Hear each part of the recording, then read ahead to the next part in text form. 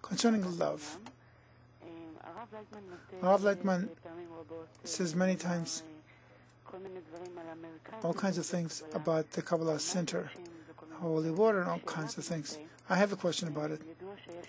It is known that there's a Chinese researcher who discovered it through thought and intention. We affect matter and create unity in the water, which affects the cells in our bodies,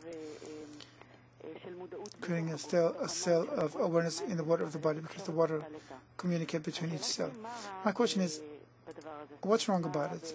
What's wrong with it? What's wrong with taking water and aiming for them in order to make your body aware of Ein Sof, of Ein Love, of infinity, of abundance, and positive? It seems like attacking to the will to receive for itself on the body level, as well as the ongoing spiritual work.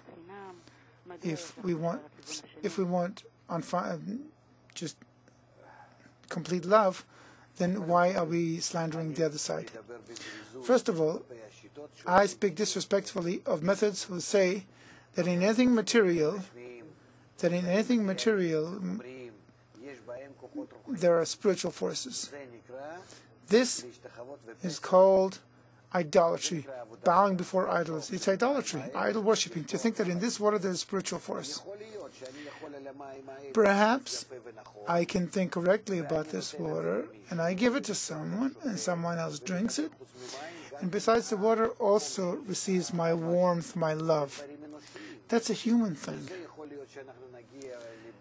We can perhaps test it. Right now I know we can't prove it, with all due respect to what the lady's saying.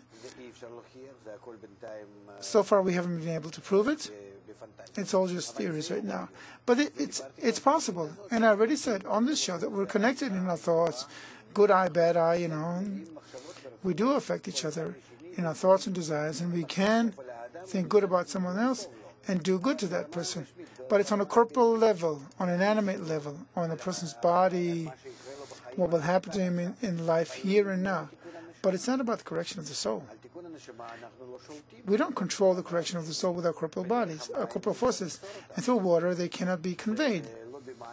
It's not in the water or in red strings or in anything. This is called idol worshipping.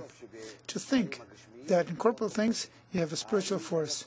The Holy Ari wrote about it, Bala Sulam wrote about it, and the fact that these things are sold is only for making money.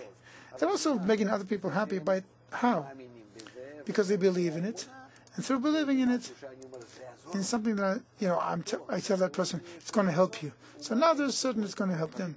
He increases his internal confidence. It's a psychological trick, so he feels better. But it's psychological. It doesn't correct his soul, and it's not a spiritual force that takes him to the spiritual level. So we have to distinguish between psychological treatment and what Kabbalah gives us, the light that reforms, which comes only through studying from the genuine sources, through a special method, a special order of study, and so on. There are operations that they do in the Philippines.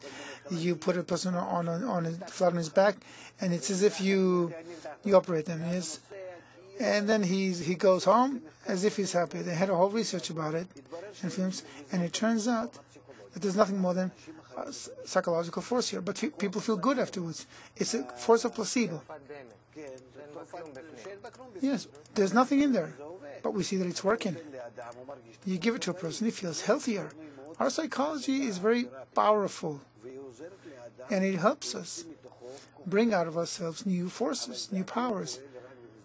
But it works on the level of this world, and it doesn't correct our soul one bit. So why are you against it? I'm not against it. Just don't be confused. Of course I'm not against it. I myself, in biocybernetics, which is my original profession, I learned medicine, engineering, and psychology, physiology, and so on. And I know about it. I don't have to believe you or not believe you, but You have to distinguish between what we use as a psychological means. Kabbalah writes about materialistic psychology. You can read about it. He respects it. These are mental forces of our animate soul. It's our vital forces is in there. It helps us live and survive. But you have to distinguish between that and the spiritual, eternal force of man's soul, which is a part of God above. That can be cultivated in us only through the upper light, which we draw from above.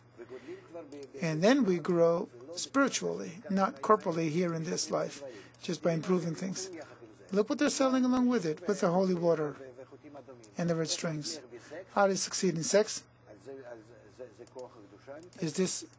Do I need any sanctity for that? I don't know, I'm just speechless.